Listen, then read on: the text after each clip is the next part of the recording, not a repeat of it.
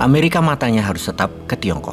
Jangan lengah, karena perang di Ukraina panjang adalah maunya Tiongkok. Rusia adalah pionnya Tiongkok. Sebuah kalimat di awal provokatif sekali. Biasanya informasi begini Bosman langsung gas dengan informasi selanjutnya, di mana banyak yang komentar, sok tahu lu Bosman. Hal itu wajar, karena Bosman memang wong bodoh ngaku pinter. Namun kali ini literaturnya akan dijelaskan. Biasanya nggak menjelaskan buku apa atau siapa yang bicara. Biar ada pembedanya dengan informasi sebelumnya, maka kali ini literaturnya diinfokan, referensinya diinfokan. Bener deh, faktanya memang tidak ada data dari Bosman yang tidak berdasarkan buku atau informasi dari pakarnya. Geopolitik itu harus diajarkan kepada generasi muda yang nanti ke depan mengelola negara ini. Bahkan generasi saya yang tua-tua ini yang di atas kepala 5, yang ada di pemerintahan pun terkontaminasi dengan ajaran tetua-tetua orang partai dan oligar-oligar yang usianya di atas 70-an tahun. Walau mereka masih berkepala 50 tahunan usianya, namun kental dengan pengaruh kekuatan politik gaya lama dan kekuatan ekonomi gaya lama. Orang kaya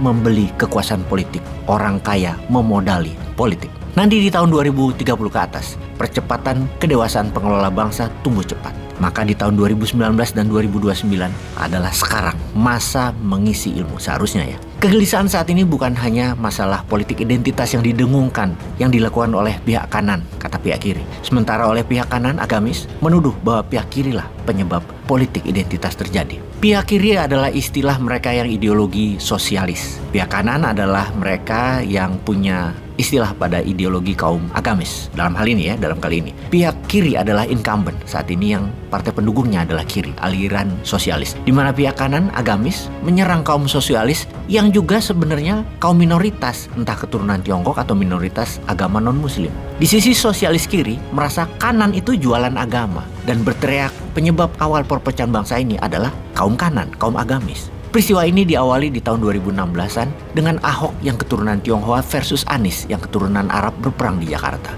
Rebutan jabatan orang nomor 1 di Jakarta yang dibawa dua kelompok pendukung masing-masing ke ajang identitas dan saling serang, saling hina, saling salahkan. Posisi Jakarta penting karena bisa mengantar ke RI 1, di mana kalau Anies menang, peluangnya ke RI 1 membesar, sementara kalau Ahok menang, menjadi pengawal untuk kelompok incumbent untuk bertahan terus menjaga RI 1. Karena itu mati-matian kedua pihak perang berebut Jakarta. Agama dipakai sebagai senjata, identitas dipakai, ras, suku dipakai, minoritas mayoritas dipakai. Semua dipakai untuk saling serang. Walaupun kedua tokoh sentralnya adalah masing-masing keturunan Tionghoa dan Arab. Dan ini yang membuat ambiar perpolitikan Wakanda hingga saat ini. Sosialis kiri versus agamis kanan. Akhirnya generasi muda lupa akan peran Indonesia di mata dunia. Bagaimana roadmap menjadikan Indonesia negara superpower? Lupa bahwa KKB telah ngacak-ngacak Papua. Lupa bahwa pejabat di Jakarta nggak terlalu peduli kayaknya dengan KKB di Papua. Atau jangan-jangan tidak mampu ya.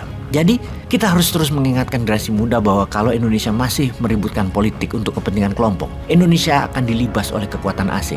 Wilayahnya diambil asing, hartanya disikat asing. Seperti selama 10 tahun terakhir, hal itu sudah terjadi. Kita ke depan sebentar ke tahun 2027 di mana pada saat itu adalah masa ketiga berakhir masa jabatan Xi Jinping, yang tentunya dia akan menjabat lagi yang keempat. Dari sisi Amerika, mudah-mudahan presidennya Trump yang jadi di tahun 2024 hingga 2028, hingga di tahun 2027, Amerika tuh benar-benar siap. Kalau bukan Trump, Amerika pasti ambiar, dan ini yang kita harapkan, Amerika ambiar. Dan kita ambil kesempatan, tentunya bukan nanti di tahun 2027, tapi sejak 2019 atau bahkan 2014, yang ternyata kita semua tahu kayaknya tidak jadi kerjaan atau tidak jadi kenyataan. Kita kembali ke kalimat awal yang biasanya Bosman tidak mengatakan siapa yang mengatakan dalam narasi-narasi video, namun kali ini kita buka satu nama. Yang mengatakan di awal informasi kali ini adalah Oriana Skylar Masruh, seorang political science China expert dari Stanford University, juga seorang konsultan geopolitik kenamaan Amerika. Yang kalimatnya kencang mengingatkan Amerika bahwa Tiongkok pasti masuk ke Taiwan dengan military action.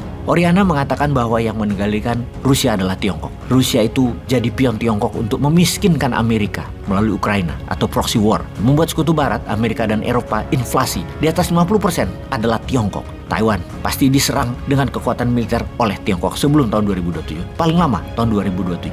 Alasannya, karena Tiongkok harus menjadi one country one system. Dalam masa jabatan Xi Jinping hal itu harus terjadi. Ini adalah sebuah prestasi yang tidak bisa dilakukan oleh Mao Zedong dan Deng Xiaoping pendahulunya. Tidak ada lagi one country two system, demokrasi dan komunis tidak ada lagi. Oleh Tiongkok harus satu country, satu sistem, komunis. dalam perang Taiwan nanti beda dengan wilayah Eropa yang perang darat, beda dengan wilayah Timur Tengah yang juga perang darat. Walau jauh dari mainland Amerika, mobilisasi ke Timur Tengah memakan waktu 3 bulan bisa dilakukan karena banyak mitra Amerika di dekat kawasan, apalagi Eropa, mudah memobilisasi dan cepat. Catatan, untuk semua negara Timur Tengah, dulu Amerika punya Saudi sebagai pusat mobilisasi. Kembali ke Taiwan. Perang di Taiwan adalah naval war atau perang laut, di mana Tiongkok hanya cukup 3 hari untuk memobilisasi dan menyerang Taiwan. Sementara Amerika untuk memobilisasi armadanya ke Taiwan perlu 1 bulan. Dengan kekuatan militer saat ini, itu pun dari titik terdekat Taiwan, yaitu dari titik Filipina. Sekarang ribuan personel tentara Amerika di Filipina untuk membangun pangkalan agar bisa serang Taiwan dalam 1 bulan atau melindungi Taiwan dalam 1 bulan. Durasi pembangunannya cukup lama, kira-kira makan waktu 3 tahun. Artinya kalau Tiongkok bisa 3 hari memobilisasi serangan ke Taiwan,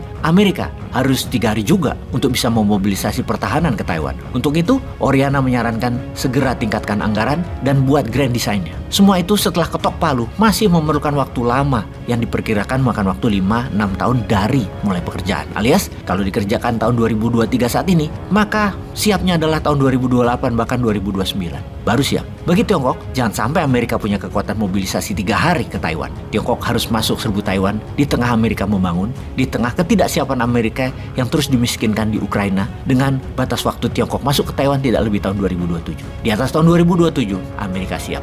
Sahabat, dengan informasi kali ini, Indonesia sudah siap ambil peluang? Atau wondering, bingung, malah bertanya, aya naon ieu?